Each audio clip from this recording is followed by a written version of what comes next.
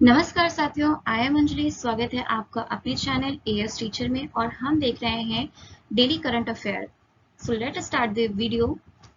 आपका first question ये रहा, हाल ही में किस राज्य में एथेनॉल उत्पादन यूनिट तैयार हो रही है? एंड आपके ऑप्शन ये रहे, बिहार, उत्तर प्रदेश या फिर Uttarakhand, Delhi. So correct answer is Bihar. कहाँ पे है?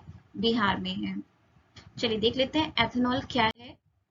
एथेनॉल अभी हाल ही में सरकार ने पेट्रोल में एथेनॉल, किसमें? पेट्रोल में एथेनॉल 10% एथेनॉल मिलाने का लक्ष्य हासिल कर लिया है एंड इसे 2025 तक 20% तक ले जाने के लिए एथेनॉल की लगभग जो हमारे यहाँ 700 करोड़ लीटर की क्षमता है उसको बढ़ा करके कितनी करनी होगी? 1500 करोड़ लीटर तक ले जाना होगा। अच्छा, ये कहाँ पे हो रही है? तो बिहार में 17 एथेनॉल यूनिट तैयार हो रही हैं, जिसमें से कई में उत्पादन भी शुरू हो चुका है। एथेनॉल का इस्तेमाल क्या है? तो एथेनॉल एक तरह का अल्कोहल है। एथेनॉल क्या है? एक तरह का आपका अल्कोहल है, जिससे पेट्रोल में मिला करके आप फ्यूल की तरह इसे हम यूज कर सकते हैं। एथेनॉल एथेनॉल का उत्पादन मुख्य रूप से किससे होता है? गन्ने की फसल से होता है, लेकिन इसका यूज हम मक्का एंड चावल से भी किया जा सकता है। इससे खेती और पर्यावरण दोनों को ही फायदा होगा। ओके, अब एथेनॉल के फायदे देख लेते हैं।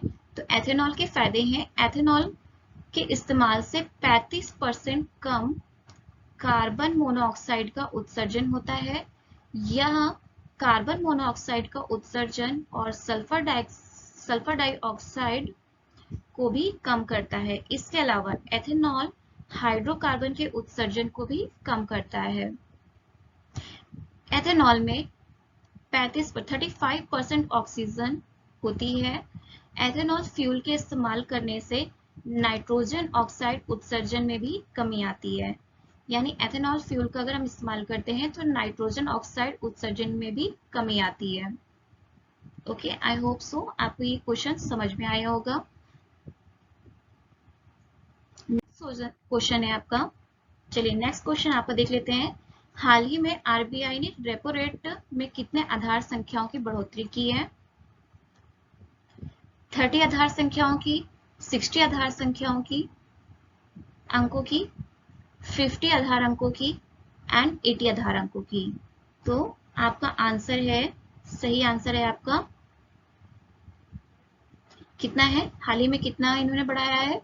तो ये आपका है 50 आधार अंकों को रेपो रेट दर में बढ़ा दिया गया है। चलिए देख लेते हैं। आरबीआई की ओर से रेपो रेट दर में 50 आधार अंकों की बढ़ोतरी कर दी गई है। रेपो रेट वह दर होती है, रेपो रेट दर क्या है? तो वह दर होती है जो आरबीआई छोटी अवधि के लिए, यानी छोटी अवधि के लिए की जरूरतों को पूरा करने के लिए बैंकों को कर्ज देती है। क्या देती है? छोटी अवधि की, आरबीआई छोटी अवधि की जरूरतों को पूरा करने के लिए बैंकों को कर्ज देती है। सो हाल ही में आरबीआई ने 2 महीने के अंदर, 2 मंथ्स के अंदर इन्होंने 2 टाइम रेपो रेट दर को बढ़ाई है। अभी जो फर्स्ट दर थी वो मई में, कब? आरबीआई ने मई में अपनी बैठक में बैठक का आयोजन कर रेपो रेट दर में 40 आधार अंकों की बढ़ोतरी की थी। एंड अभी हाल ही में 8 जून को मौद्रिक नीति समिति की बैठक में रेपो रेट दर में 50 आधार अंकों की अवधि को इन्होंने बढ़ाने का फैसला लिया है। कितना? 50 आधार अंकों की अवधि को बढ़ाने का फैसला लिया है। तो 2 महीने में, 2 मंथ्स में आरबीआई ने 2 टाइम यानी कि 40 एंड 50 इक्वल टू 90 आधार अंकों की बढ़ोतरी कर दी है। तो ये क्या है? आपकी मई में 40 एंड अभी आपकी जून में रिसेंटली 8 जून को आपकी 50 आधार अंकों को बढ़ा दिया गया है। इस तरह से 2 मंथ्स में आपकी टोटल आपकी 90 आधार अंकों की बढ़ोतरी कर दी गई है। एंड आपकी इस तरह से आरबीआई ने 50 अंक बढ़ा करके 50, जो रिसेंटली आपकी 8 जून को बढ़ाई गई है, तो 8 अंकों को बढ़ा करके इन्होंने जो आपकी आरबीआई रेपो रेट दर थी वो आपकी थी 8.10% थी, अब वो कितनी हो गई है 8.60% हो गई है। तो देख लेते हैं आरबीआई ने अभी हाल ही में 8 जून को कितनी बढ़ाई थी, 50 आधार अंकों की बढ़ोतरी की है। रेपो रेट क्या होती है, तो आरबीआई छोटी अवधि की जरूरतों को पूरा करने के लिए बैंकों को कर्ज देती है एंड आपकी 2 महीने में ये 2 टाइम आपकी बढ़ा दी गई है। रेपो रेट दर को 1 मई में बढ़ाई गई थी जो कि 40 आधार अंकों को बढ़ाया गया था एंड रिसेंटली अभी 8 जून को बढ़ाया गया है जो कि 50 आधार अंकों की वृद्धि की गई है। तो 2 मंथ्स में इक्वल टू यानी 90 आधार अंकों की बढ़ा दी गई है एंड जो आपकी अभी तक आपका 8.10% था अब वो कितना हो गया है 50 अंक को बढ़ा करके, तो ये आपका हो गया है 8.60% कर दिया गया है। ओके, नेक्स्ट क्वेश्चन है आपका, वर्ल्ड ब्रेन ट्यूमर डे पहली बार कब मनाया गया था? Question is world brain tumour day पहली बार कब मनाया गया था?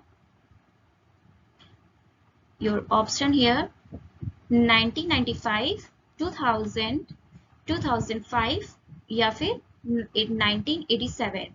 तो योर करेक्ट आंसर इज कब कब मनाया गया था पहली बार? तो ये आपको मनाया गया है 2000 पे। कब? 2000 पे। चलिए देख लेते हैं वर्ल्ड ब्रेन ट्यूमर डे क्या है। तो वर्ल्ड ट्यूमर डे कब मनाया जाता है? तो 8 जून को मनाया जाता है। अभी हाल ही में ये मनाया गया है, 8 जून को मनाया जाता है। अच्छा, ये मनाया किस लिए जाता है?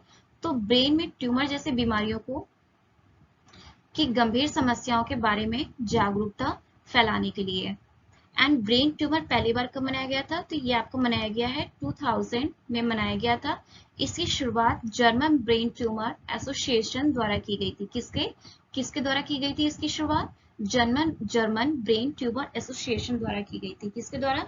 German brain tumour association, German brain tumour association, German brain tumour association, German brain tumour association द्वारा की गई थी। एंड आपकी जो ये आपकी आपके इस बार की थीम क्या है? 2022 की थीम क्या है? तो इस बार की आपकी थीम है together we are stronger, together we are stronger. 2022 की थीम क्या है? Together we are stronger, together we are stronger, together we are stronger. कब मनाया गया था? 2000 में मनाया गया था। इसकी शुरुआत कहाँ से हुई है? तो जर्मन ब्रेन ट्यूमर एसोसिएशन द्वारा की गई थी। कब मनाया जाता है? तो ये 8 जून को मनाया जाता है। ओके, नेक्स्ट क्वेश्चन है आपका, हाल ही में महारानी अहिल्याबाई होलकर की कौन सी जयंती मनाई गई? 297, 197, 295 या फिर 265? तो करेक्ट आंसर इज कौन सी है? 297, 297वीं जयंती मनाई गई। चलिए देख लेते हैं इसमें। तो मराठा, ये कौन थी? महारानी अहिल्याबाई होलकर की 297वीं जयंती मनाई गई है। तो ये थी कौन? थी मराठा शासन की महारानी अहिल्याबाई होलकर की 297वीं जयंती मनाई गई थी। महारानी अहिल्याबाई होलकर का जन्म कब हुआ था ये देख लेते हैं। 31 मई 1725 को महाराष्ट्र के चौंदी गांव में, कहाँ पे? चौंदी, चौंदी गांव, चौंदी गांव मौजूदा समय में जिसको हम बोलते हैं चौंदी गांव, उस टाइम पे यानी 1725 में इस महाराष्ट्र के इस जगह को हम चौंदी गांव बोलते थे। एंड प्रेजेंट टाइम पे ये क्या है? अहमदनगर है। ये प्रेजेंट टाइम पे क्या है? अहमदनगर है। यानी इनका जो जन्म हुआ था चौंदी गांव में हुआ था, जो प्रेजेंट टाइम पे क्या है? अहमदनगर है। एंड ये किसकी पुत्र वधू थी? तो ये पुत्र वधू थी इनके जो फादर लॉ थे, फादर लॉ का नेम था मल्हार राव होलकर। इनके फादर लॉ का नेम क्या था? तो इनके फादर लॉ का नेम मल्हार राव था एंड इनके जो हस्बैंड के नेम था वो खंडे राव की ये वाइफ थी। एंड इन्होंने महेश्वर को अपनी राजधानी बनाई, इन्होंने महेश्वर को अपनी राजधानी बनाई। ओके, तो देख लेते हैं इनका जन्म कब हुआ था। 31 मई 1725 को हुआ था, चौंदी गांव में हुआ था, जो प्रेजेंट टाइम पे अहमदनगर है। इनके फादर इन लॉ का नेम क्या था? मल्हार राव था। इनके हस्बैंड का नेम क्या था? खंडेव राव था, खंडे राव था। इनके फादर इन लॉ का नेम मल्हार राव, खंडेराव इनके हस्बैंड का नेम था। नेक्स्ट है आपका नेक्स्ट क्वेश्चन इज, हाल ही में देश का पहला सीविड पार्क किस राज्य में स्थापित करने की घोषणा की गई है? तो ये देख लेते हैं। तो उत्तर प्रदेश, हरियाणा या फिर केरल और तमिलनाडु। तो your correct answer is Tamil Nadu. Your correct answer is Tamil Nadu. चलिए देख लेते हैं। तो सिविड पार्क कहाँ पे बनाया गया है? तमिलनाडु में। सो 16 अप्रैल 2022 को मत्स्य पालन, किसके लिए? मछली पालन एंड पशुपालन, मछली पालन, पशुपालन और डेयरी राज्य मंत्री ने तमिलनाडु में देश का पहला सिविड पार्क स्थापित किया है। कहाँ पे स्थापित किया गया है? तो ये आपका स्थापित किया गया है तमिलनाडु में। ओके, किस राज्य में? तमिलनाडु में। और ये क्या है? देश का पहला सिविड पार्क है। ओके, इसकी स्थापना मत्स्य संपदा योजना के तहत की गई है। किसके तहत की गई है? मत्स्य संपदा योजना के तहत की गई है। एंड इसे सीविड पार्क को स्पेशल इकोनॉमिक जोन में भी दर्ज कराया जाएगा। स्पेशल इकोनॉमिक जोन में भी दर्ज कराया जाएगा सीविड पार्क है ये। इसकी स्थापना मंत्री मत्स्य संपदा योजना के तहत की जा रही है। किस राज्य में हो रहा है? तो ये तमिलनाडु में हो रहा है। एंड देश का पहला ये सीविड पार्क है। ओके, नेक्स्ट क्वेश्चन, हाल ही में किस राज्य ने पेड़ व एलईडी लाइट से कार्बन क्रेडिट हासिल करने का लक्ष्य बनाया है? इंदौर, तमिलनाडु, कर्नाटका या फिर असम। तो your correct answer is Indore. हाल ही में किस राज्य ने पेड़ व एलईडी लाइट से कार्बन क्रेडिट हासिल करने का लक्ष्य बनाया है? तो ये कौन सा राज्य है? तो इंदौर है। चलिए देख लेते हैं कार्बन क्रेडिट होता क्या है। तो carbon credit it's a very simple, पहले इसको अच्छे से समझ लेते हैं कार्बन क्रेडिट होता क्या है। तो देखिए, कार्बन क्रेडिट एक तरह का आपको पॉल्यूशन फैलाने के लिए एक गवर्नमेंट द्वारा परमिट दिया जाता है। क्या दिया जाता है? परमिट। एक तरह का ये परमिट होता है कि आप पॉल्यूशन फैला सकें। अब आप ये सोचेंगे कि पॉल्यूशन फैलाने से इन्वायरमेंट को क्या फायदा है? चलिए देखते हैं। तो फॉर एग्जाम्पल, अगर किसी कंपनी ने क्योंकि ये कंपनीज को दिया जाता है, तो ये जस्ट लाइक फॉर एग्जाम्पल, अगर किसी कंपनी ने 10 कार्बन क्रेडिट खरीदा, ठीक है, 10 कार्बन क्रेडिट खरीदा, 10 carbon credit is means 1 carbon credit is equal to like 10 carbon credit, किसी ने 10 कार्बन क्रेडिट खरीदा है, जिसमें से होता क्या है? 1 carbon credit is equal to 1 carbon credit is equal to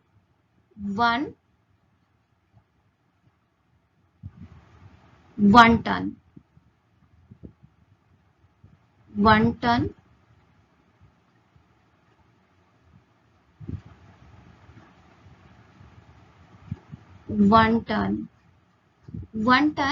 आप CO2 का 1 टन आप CO2 का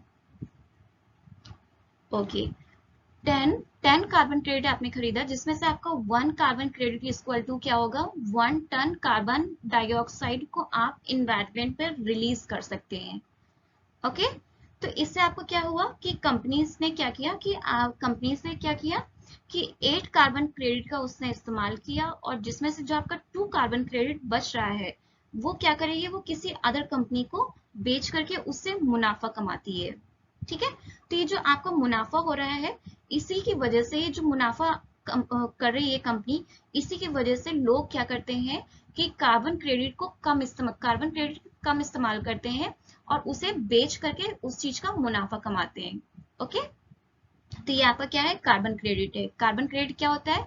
गवर्नमेंट आपको एक परमिट देती है कि आप इन्वायरमेंट पे, आपको एक फिक्स क्राइटेरिया होता है कि आप इन्वायरमेंट पे इतना पोल्यूशन फैला सकते हैं। ओके,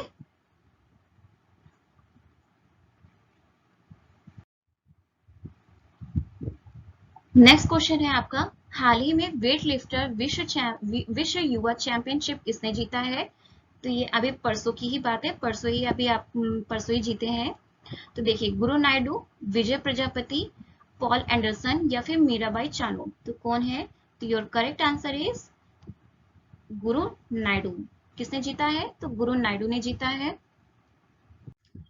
चलिए देख लेते हैं ये है कौन। तो वेट लिफ्टर गुरु नायडू सेनापति विश्व युवा चैंपियनशिप विश्व युवा चैंपियन बन चुके हैं। क्या नेम है? तो इनका नेम है गुरु नायडू। क्या है? गुरु नायडू। क्या है? गुरु नायडू सेनापति। गुरु नायडू सेनापति। गुरु नायडू सेनापति। ये क्या जीता इन्होंने? विश्व युवा चैंपियनशिप बने हैं। ये विश्व युवा चैंपियनशिप इन्होंने जीता है।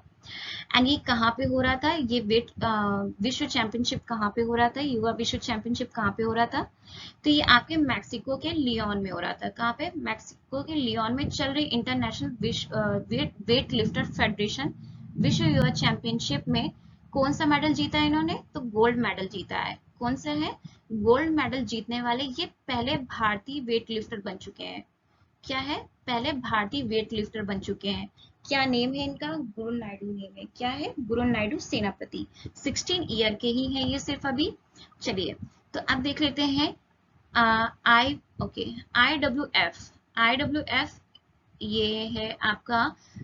ओके तो international weight lifting federation, international weight lifting federation कहाँ पे है? तो ये आपका कहाँ पे हेडक्वार्टर इसका कहाँ पे है? तो लॉसेन में है। लॉसेन में कहाँ पे है? लॉसेन में है, स्विट्जरलैंड में। एंड इसके फाउंडर इसका फाउंडेशन फाउंडेड इन 1905 1905 में इसका फाउंडेशन हुआ है। एंड इसके जो मेंबर हैं वो कितने मेंबर हैं इसमें? तो 192 इसके मेंबर्स हैं। एंड इसके जो प्रेसिडेंट है, इनके प्रेसिडेंट यहाँ पे प्रेसिडेंट का नेम क्या है? तो प्रेसिडेंट है माइकल ईरानी। माइकल ईरानी ये कहाँ के हैं? ग्रेट ब्रिटेन के हैं। ठीक है तो देख लेते हैं कि ओके IWF जीतने वाला कौन है? तो विश्व युवा चैंपियनशिप जीत चुके हैं। तो वेट लिफ्टर कौन है? गुरु नायडू हैं। ये क्या है? ये भारतीय वेट लिफ्टर, पहले भारतीय वेट लिफ्टर बन चुके हैं। गोल्ड मेडल जीतने वाले पहले भारतीय वेट लिफ्टर बन चुके हैं। तो IWF यानी कि इंटरनेशनल वेट लिफ्टिंग फेडरेशन कहाँ पे है? इसका हेडक्वार्टर कहाँ पे है? लॉसेन इन स्विट्जरलैंड में है। एंड इसका फाउंडेशन कब हुआ था? तो 1905 में हुआ था। एंड इसके मेंबर्स कितने हैं? तो 192 इसके मेंबर्स हैं। इसके प्रेसिडेंट कौन है? तो माइकल ईरानी है। कहाँ के रहने वाले हैं? तो ये ब्रिटेन ग्रेटर ब्रिटेन के हैं। ग्रेट ब्रिटेन के हैं, सॉरी ग्रेट ब्रिटेन के हैं। ओके नेक्स्ट क्वेश्चन इज, हाल ही में अमेरिका अंतरिक्ष एजेंसी नासा के वैज्ञानिकों ने किस देश में विश्व का सबसे बड़ा क्रेटर खोजा? किसने? नासा ने। नासा के वैज्ञानिकों ने किस देश में विश्व का सबसे बड़ा क्रेटर खोजा? तो your option here, America, Bharat, रूस या फिर चीन। तो योर करेक्ट आंसर इज चीन। योर करेक्ट आंसर इज चीन। ओके देख लेते हैं, हाल ही में अमेरिका अंतरिक्ष एजेंसी नासा ने उत्तर पश्चिम चीन के हेलोंगजिया प्रांत में 1 लाख ईयर्स के भीतर निर्मित विश्व का सबसे बड़ा क्रेटर खोजा है। सबसे बड़ा क्रेटर खोजा है। एंड ये दूसरा क्रेटर है इम्पैक्ट क्रेटर। ये दूसरा इम्पैक्ट क्रेटर है। चीन का जो पहला इम्पैक्ट क्रिएटर है उसका नेम क्या है? जियोन। क्या है? जियोन। इसका पहला इम्पैक्ट क्रिएटर है वो क्या नेम है? जियोन। ठीक है एंड तो ये आपके इम्पैक्ट क्रिएटर होते क्या है? इम्पैक्ट क्रिएटर हम देख लेते हैं। तो जो आपके उल्का पिंड होते हैं, उल्का पिंड के पृथ्वी के टकराने से निर्मित क्रिएटर को हम क्या बोलते हैं? इम्पैक्ट क्रिएटर बोलते हैं। क्या बोलते हैं? उल्का पिंड होते हैं, उल्का पिंड के पृथ्वी से टकराने से निर्मित जो क्रेटर बनते हैं उसे ही हम क्या बोलते हैं? इम्पैक्ट क्रिएटर बोलते हैं। एंड इससे पहले जो सबसे बड़ा था वो कहाँ पे? तो साउथ अफ्रीका में कहाँ पे? साउथ अफ्रीका के फ्री स्टेट प्रांत में मौजूद लगभग 200 करोड़ पुराना व्रेडेफोर्ट क्रेटर विश्व का सबसे बड़ा क्रेटर था। व्रेडेफोर्ट क्या नेम है इसका? व्रेडेफोर्ट। ओके कहाँ पे है? साउथ अफ्रीका के फ्री स्टेट में। कहाँ पे? फ्री स्टेट में 200 करोड़ पुराना व्रेडेफोर्ट क्या नेम है? व्रेडेफोर्ट क्रेटर विश्व का सबसे बड़ा क्रेटर है। क्रेटर था। अब प्रेजेंट टाइम पे 1 लाख ईयर्स बिफोर का आपको सबसे बड़ा क्रेटर मिल चुका है, जो कि कहाँ पे मिला है, चीन में खोजा गया है।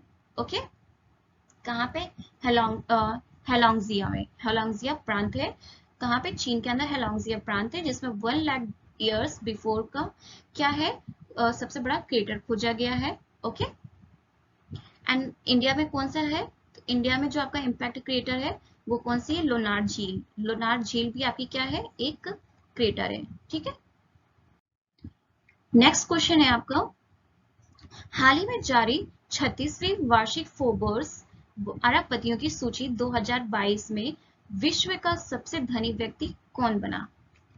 तो it's a very easy question, Jeff Bezos, Elon Musk, Bernard Arnault and family and Francoise Bettencourt Meyers and family. इनमें से चारों में से कौन सा सही आंसर है, तो ये आपका है Elon Musk.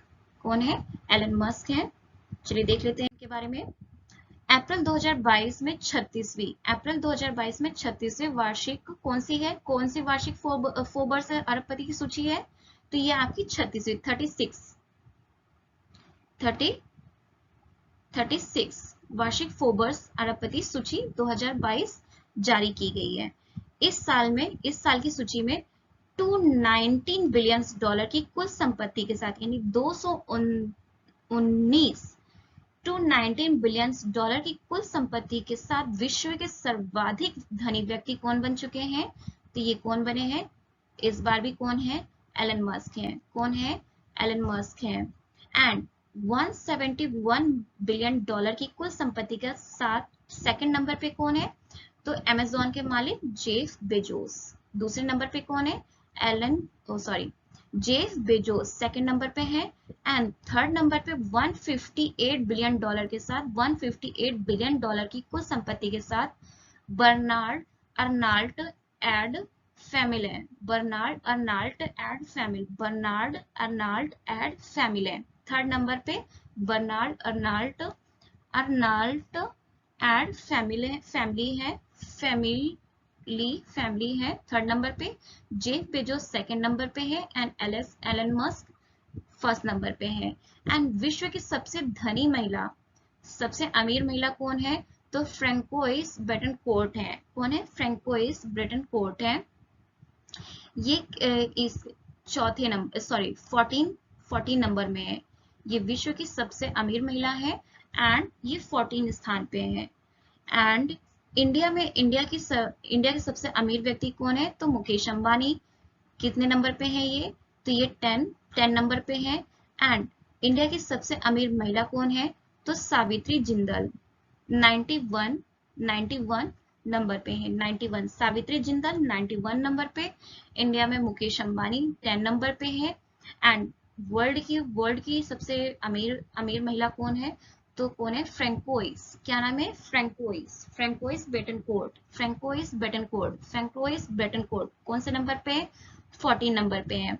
And first number पे एलन मस्क है। कौन सी वार्षिक फोर्ब्स है, तो 36 वार्षिक फोर्ब्स अरबपति सूची 2022 जारी की गई थी अभी हाल ही में अप्रैल में। नेक्स्ट है आपका, हाल ही में बंगाल की खाड़ी में आया चक्रवात असानी नाम किस देश ने सुझाया था। असानी नाम किस देश ने सुझाया था, तो ये सऊदी अरब, चीन, बांग्लादेश या फिर श्रीलंका। तो your correct answer is Sri Lanka ने। किसने, श्रीलंका ने। चलिए इसको देख लेते हैं। तो हाल ही में बंगाल की खाड़ी में चक्रवात असानी निर्मित हुआ था। तो ये किसने इसका नाम सुझाया था, श्रीलंका द्वारा इसको सुझाया गया था। श्रीलंका द्वारा इसको सुझाया गया था। एंड इससे पहले भी 2021 में दिसंबर में जवाद करके साइक्लोन आया था। उसे किसने सुझाया था, उसे सुझाया था सऊदी अरब द्वारा सुझाया गया था। सऊदी अरब द्वारा नाम दिया गया था। सऊदी अरब द्वारा जवाद नाम किसने दिया था, सऊदी अरब द्वारा दिया गया था। एंड हाल ही में जो अभी मई में 11 मई को हुआ है, तो वो किसने सुझाया है, वो श्रीलंका द्वारा सुझाया गया था। ओके, श्रीलंका द्वारा क्या नेम है, आसानी है। एंड जवाद जो कि इस दिसंबर 2021 में जवाद नाम है, वो किसने सुझाया था, तो वो नाम दिया था सऊदी अरब ने। for watching this video. Please like and subscribe. Thank you.